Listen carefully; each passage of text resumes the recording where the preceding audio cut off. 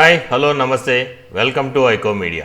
Jabardasth TV show ద్వారా బాగా famous అయిన యాంకర్ రష్మి గౌతమ్ తన చలాకీ మాటలతో యూత్ లో ఎంతో క్రేజ్ సంపాదించుకుంది. తను రీసెంట్ గా అయోధ్యలో రాముని ప్రాణప్రతిష్ఠ సందర్భంగా తన ట్విట్టర్ లో కాషాయం చీర కట్టుకొని బాలరాముని ఫోటో ట్వీట్ చేస్తూ ఈ రోజు ఎంతో పర్వదినం, అందరూ దీన్ని దీపావళి పండుగ జరిపినట్టు జరుపుకోవాలని ట్వీట్ చేసింది.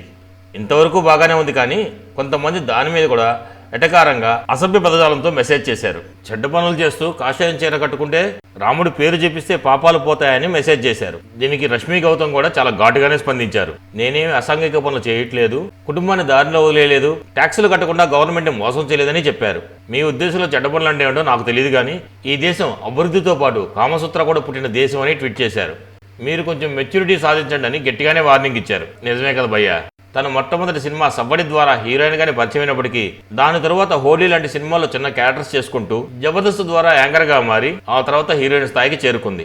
అదే ఒక హీరో కనుక అంచెలంచెలుగా ఎదిగితే అతను చాలా గొప్పవాడు, వితౌట్ బ్యాక్గ్రౌండ్ వచ్చాడని పొగుడుతారు. అమ్మాయి అలా కష్టపడి ఎదిగితే మాత్రం తను వేసుకున్న డ్రెస్సులను కామెంట్ చేస్తారా?